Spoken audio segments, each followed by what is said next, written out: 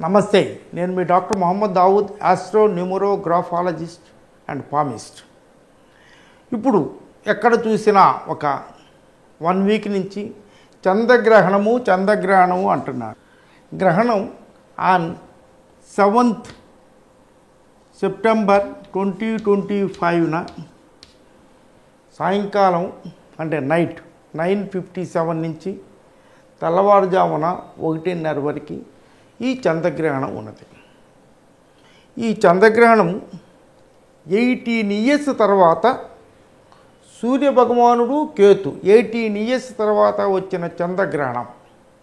అంటే కేతు కానీ రాహు కానీ ఒక రాశిలోకి రావటానికి 18 ఇయర్స్ పడుతుంది.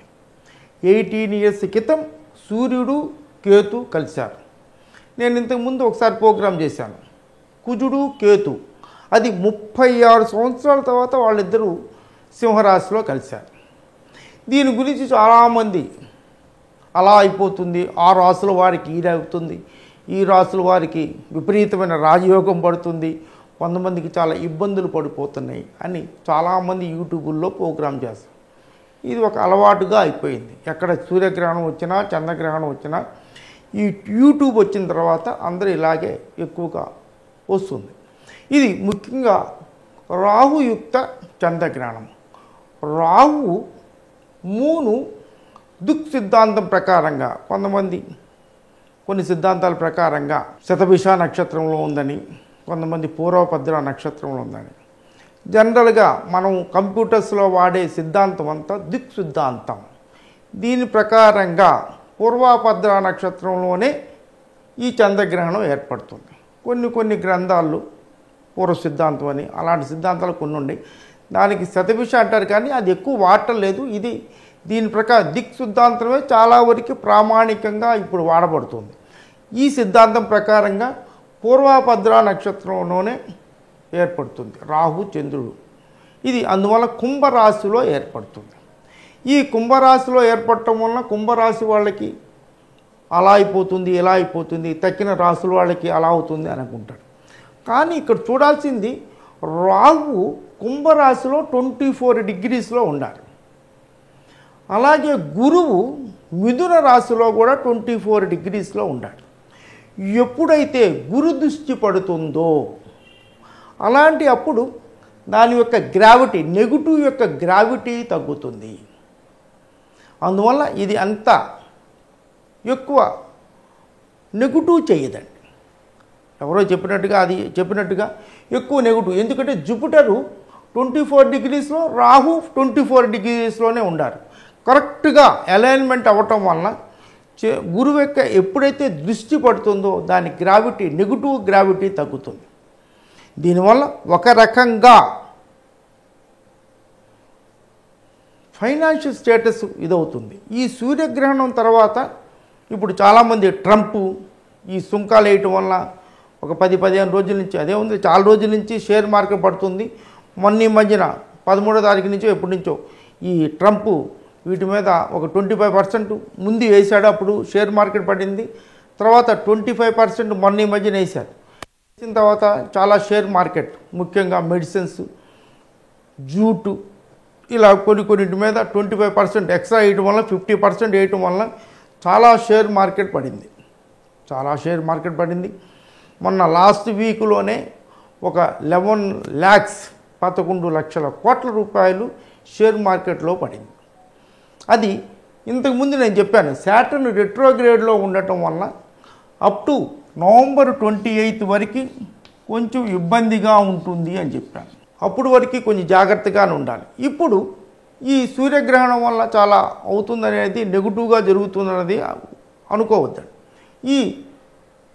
ఈ రాహుకి జూపిటర్కి సేమ్ డిగ్రీలో రావటం వల్ల ఇంకొంచెం మంచిగా కొంచెం మన ఫైనాన్షియల్ స్టేటస్ పెరిగే అవకాశాలు ఎక్కువగా ఉన్నాయి. కాకపోతే నవంబర్ 28 వరకు ప్రపంచవ్యాప్తంగా టెన్షన్స్, ఒక కంట్రీకి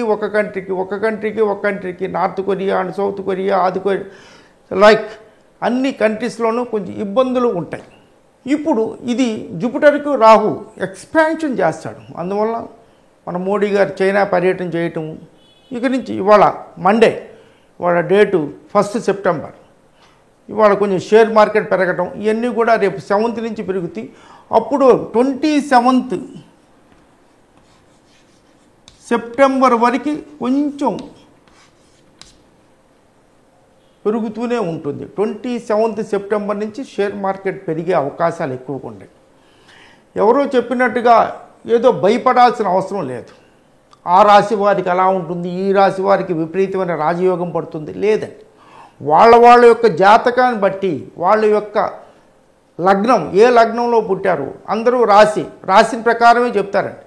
ఈ కుంభరాశిలో పుట్టారు, లేకపోతే మిథున రాశిలో పుట్టారు, వాళ్ళకి అలా ఉంటుంది, తులారాశి వాళ్ళకి ఇలా కాదండి. లగ్నము కూడా చాలా ముఖ్యం.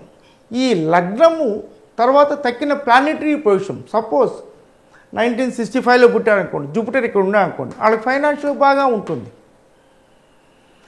అలా అక్కడ ఉన్న ఈ వాళ్ళ యొక్క ఇండివిజువల్ జాతక చక్రంలో ఎలా ఉందో చూసుకొని దాని ప్రకారంగా చూసుకోవాలి. కానీ ఏదో చంద్రగ్రహణాలు సూర్యగ్రహణాలు వచ్చినాయని కూడా వాళ్ళు చెప్పిన దాని ప్రకారంగా భయపడకూడదు. కొంతమంది నాకు ఫోన్ చేసి అమెరికాలో ఎక్కడో మీ తెలంగాణలో ఏదో టెంపుల్ ఉందండి, వారణాసిలో ఆ శివాలయం ఎక్కడుందో కాశీలో అక్కడే మనకి కూడా ఇది మనకి ఇక్కడ తెలంగాణలో సేమ్ రేఖాంశంలో ఉంది అంట, ఆ గుడికి వెళ్ళి పూజ చేయించుకోవచ్చా అని. చేయించుకోవచ్చు. కానీ మీరు చదువుకున్నవాళ్ళు, ఎంఎస్లో అవన్నీ చదువుకున్నవాళ్ళు, వారణాసి కాశీలో టెంపుల్ ఏ లాటిట్యూడ్లో ఉంది, ఏ రేఖాంశంలో ఉంది, తెలంగాణ ఏ రేఖాంశంలో ఉన్నది చూసుకోవాలి. మనం చదువుకోవాలి. పెద్ద బాగా చదువుకున్న వాళ్ళు కూడా ఏదో వాళ్ళు చెప్పేశారు కదా అని నమ్మేయటం కాదని. ఇప్పుడు వారణాసిలో కాశీ ఏ లాటిట్యూడ్లో ఉంది ప్లస్ అంటే రేఖాంశంలో ఉంది, తెలంగాణ ఏ రేఖాంశంలో ఉంటుంది చూసుకొని అది మీరు ఎట్లాగో ఇప్పుడు గూగుల్స్ ఉన్నాయి కాబట్టి చూసుకొని చేసుకోవాలి. అంతేకాని ఎవరో చెప్పేశారు ఆ పూజలు చేయాలి, ఈ పూజలు చేయాలి, ఆ రాశి వాళ్ళు ఆ పూజలు చేయాలి, ఈ రాశి వాళ్ళు ఏ పూజలు చేయాలని అనుకుంటూ ఉంటారు. అవన్నీ కూడా ఇండివిజువల్గా డెసిషన్ తీసుకోవాలి. ఇప్పుడు ఈ చంద్రగ్రహణం ఉన్నప్పుడు 9:57కి ఏ రోజైనా కూడా చంద్రగ్రహణాలు సూర్యగ్రహణాలు ఉన్నప్పుడు ప్రపంచవ్యాప్తంగా ముండేన్ ఆస్ట్రాలజీ ప్రకారంగా ప్రపంచవ్యాప్తంగా కొన్ని జరుగుతూ ఉంటాయి. దీనికి ముఖ్యంగా ఏం చేయాలి అంటే జనరల్గా 9:57 కంటే అంతకన్నా ముందు మధ్యాహ్నం వీలైతే 4 గంటల లోపల భోజనం ముగించుకుంటే, ఎందుకంటే సూర్యగ్రహణం ఉన్నప్పుడు చంద్రగ్రహణం ఉన్నప్పుడు జనరల్గా అన్నం అరగదు కాబట్టి ఒక 9:57కి స్టార్ట్ అవుతుంది కాబట్టి 4 లేకపోతే వృద్ధులు పిల్లలు లేకపోతే రోగగ్రస్తులు వీళ్ళందరూ కూడా 7 గంటల లోపల భోజనం కంప్లీట్ చేసుకుంటే చాలా బాగా ఉంటుంది. ఇప్పుడు నుంచి 9:57 ముఖ్యంగా ప్రెగ్నెన్సీ లేడీస్ ఏం చేయాలండి అని అంటాడు. ప్రెగ్నెన్సీ లేడీస్ ఇప్పుడు ఇది ఎట్టాగూ నైట్లో ఉంటుంది కాబట్టి చంద్రగ్రహణాన్ని ఎవరు వీక్షించరు. చాలా వరకు అందరూ నైట్ పండుకుంటారు. ఎవరో ఆఫీసులకు వెళ్ళి వచ్చేవాళ్ళు కొంతమందికి ఉంటుంది, కానీ వాళ్ళు కూడా ఆఫీసుల నుంచి వచ్చేవాళ్ళు ఇప్పుడు 24 hours పనిచేస్తున్నారు కాబట్టి ప్రెగ్నెంట్ లేడీస్ ఎవరన్నా ఉంటే ఆ రోజున నైట్లో డ్యూటీలో ఏమన్నా ఉండేటట్టయితే ఈ 9:57 నుంచి తెల్లారేంతవరకు బయట ఎక్కడ చేయకుండా దాని యొక్క ఎఫెక్ట్ ఉంటుందండి. ఇప్పుడు మనం ఎండ ఎక్కువగా ఉంటే మన చర్మం కాలటలేదా, ఈ గ్రహణ ప్రభావం ఉంటుంది. అందువల్ల వీళ్ళు ప్రెగ్నెంట్ లేడీస్ ముఖ్యంగా సాయంత్రం 7 గంటల నుంచి తెల్లారేంతవరకు ఎక్కడికి బయటికి వెళ్లకుండా, చంద్రగ్రహణాన్ని చూడకుండా, చంద్రగ్రహణానికి బయటికి వెళ్లకుండా ఉంటే చాలా మంచిది. వీళ్ళు చంద్రగ్రహణము సూర్యగ్రహణము చాలా మంచి పవర్ఫుల్ టైమ్స్. అందువల్ల ఇప్పుడు ఉన్నప్పుడు ప్రెగ్నెంట్ లేడీస్ ముఖ్యంగా ఎవరైనా మహామృత్యుంజయ మంత్రము యూట్యూబ్లో వినండి, లేదా వీళ్ళకి ముఖ్యంగా ఈ ప్రెగ్నెన్సీ లేడీస్ ఏం చేయాలండి అని చాలామంది నన్ను అడుగుతూ ఉంటారు. దీనికి ముఖ్యంగా గర్భరక్షా మంత్రము అని ఒకటి ఉంటుందండి. గర్భరక్షా మంత్రాన్ని వినండి, చాలా పవర్ఫుల్. గర్భం దాల్చిన కాడి నుంచి డెలివరీ అంతవరకు రోజు వినండి. ఈ ఈ చంద్రగ్రహణ టైంలో మాత్రం బాగా వినండి. వీలైతే మెడిటేషన్ చేయండి. అంటే మెడిటేషన్ అంటే ఏం చేయాలండి అంటే మీ ఇష్టదైవాన్ని, ఇది ఎప్పుడైనా కానీ ఇలా వచ్చినప్పుడు అందరికీ శివుడు ఓం నమః శివాయ, ఓం నమః శివాయ, ఓం నమః శివాయ అని అనుకుంటా ఉంటే చాలా మీకు ఆ శక్తి మీలో చాలా ఇదవుతుంది. మంత్ర జపం చేసేవాళ్ళు కానీ మాలాంటి జ్యోతిష్యులు ఇలాంటి వాళ్ళకి వాళ్ళ శక్తి పెంచుకోవాలంటే ఆ 3.5 hours కొంచెం మంత్ర జపం చేయించుకోవటం వల్ల చాలా బాగా ఉంటుంది. తర్వాత వీటికి దానాలు చేయాలా అంటే అకార్డింగ్ టు యువర్ విల్, మీకు ఉన్న శక్తిని బట్టి దానం చేయండి. దీనికి ప్రత్యేకంగా ఈ రాశి వాళ్ళకి ఆదానం చేయాలి, ఈ రాశి వాళ్ళకి ఆదానం చేయాలని ఏమీ లేదండి.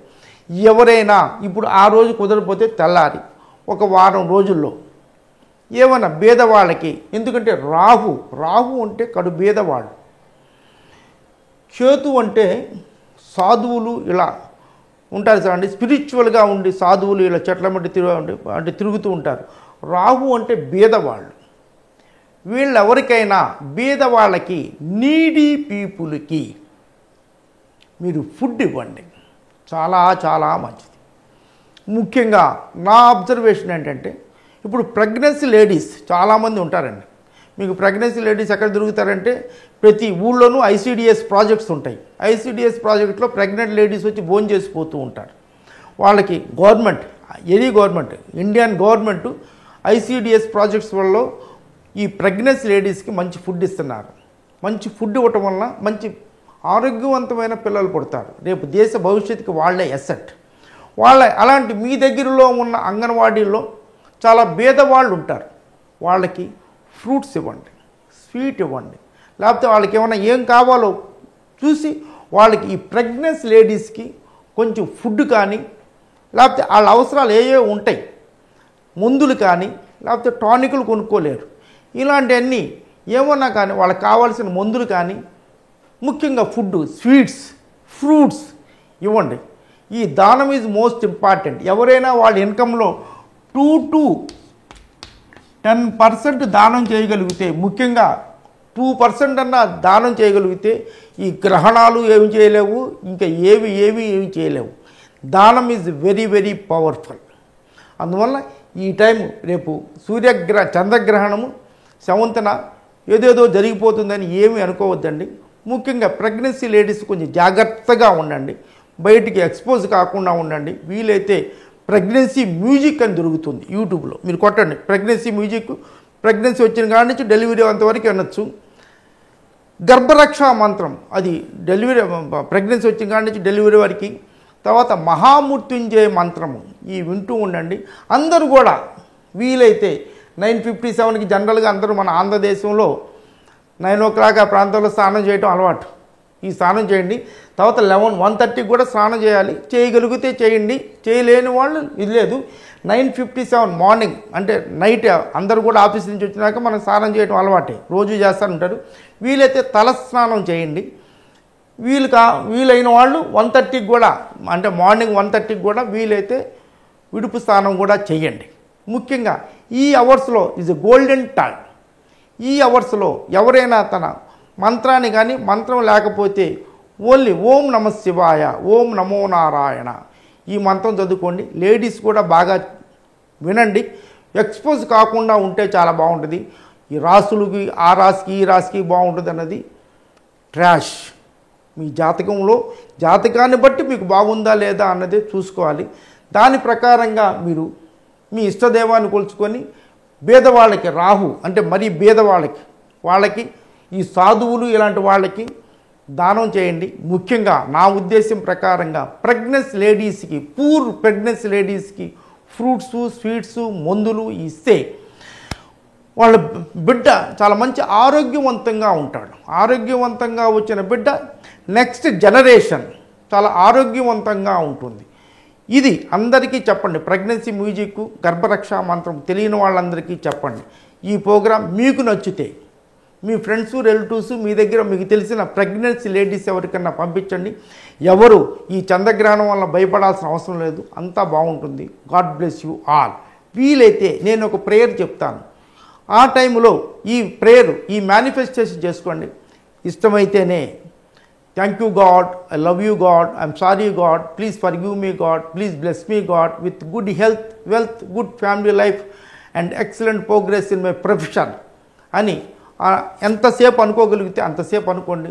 Life is very good. అందరూ ఆనందంగా, ఆరోగ్యంగా, సంతోషంగా, ఐశ్వర్యవంతంగా ఉండాలని మనస్ఫూర్తిగా కోరుకుంటాను. God bless you all.